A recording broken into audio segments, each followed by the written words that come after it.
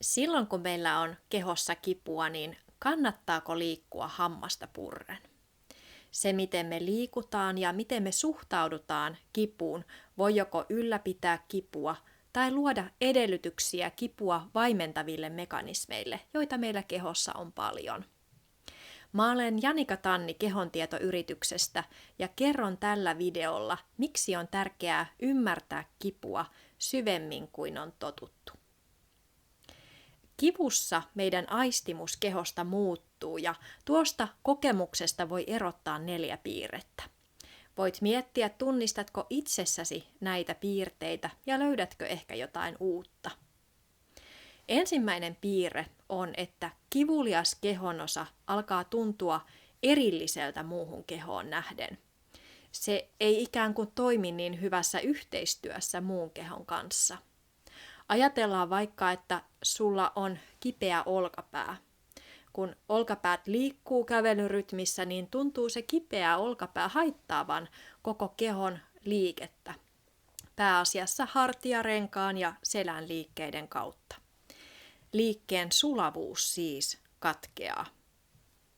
Toinen piirre on, että kivussa tuntoaistimus muuttuu epätarkaksi.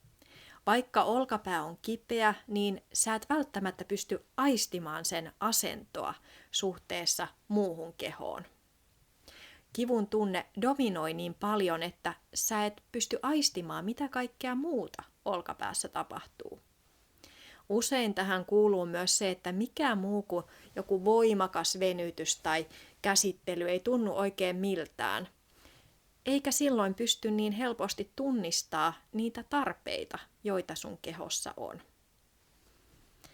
Kolmas piirre on, että kipuun liittyy sellainen pysähtyneisyyden tunne, jossa niin lihakset, sidekudokset, liikkeet, tuntoaistimukset kuin meidän ajatukset on jumissa.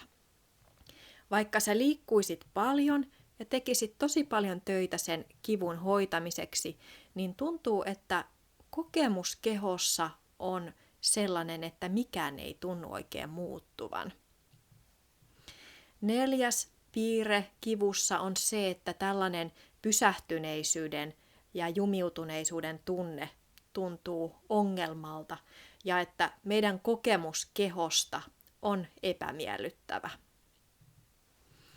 Kaikki nämä kivun kokemukselliset puolet liittyy meidän hermostoon, joka viime kädessä säätelee ja tuottaa meidän aistimukset.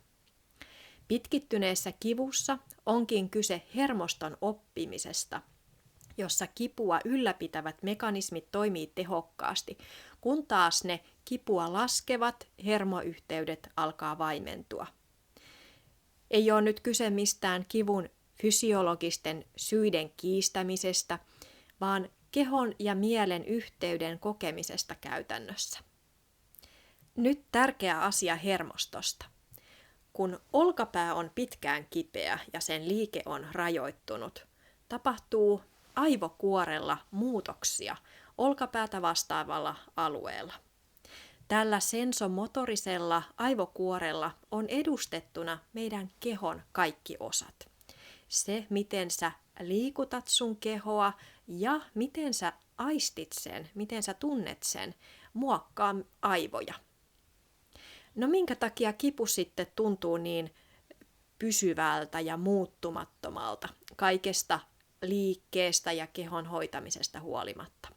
Miksei aivot ja muu hermosto voi ottaa vastaan niitä positiivisia syötteitä, joita me parhaan tahtomme mukaan koitetaan järjestää? Pitkittyneessä kivussa me ollaan ikään kuin lukittu kokemus kivun pysymisestä. Todellisuudessa kehossa mikään ei ole pysyvää, mutta me ei huomata sitä, koska me ei osata pysähtyä kuuntelemaan kehon tuntemuksia, joita liikkeen myötä koko ajan syntyy. Keskeistä on siis tuoda kehoon tietoisuutta ja riittävää helppoutta, jotta me voidaan alkaa havaita muutoksia meidän aistimuksissa.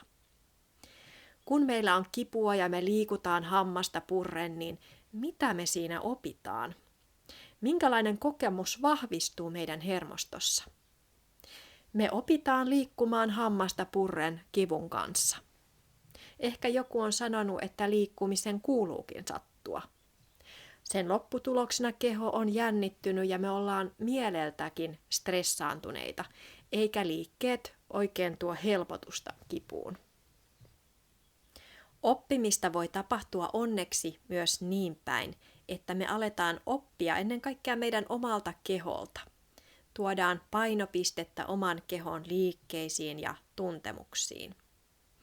Seuraavalla videolla mä käyn läpi tietoisen liikkeen mahdollisuuksia kivun hoidossa. Joten tervetuloa kuulolle tämän tärkeän ja äärimmäisen mielenkiintoisen aiheen äärelle.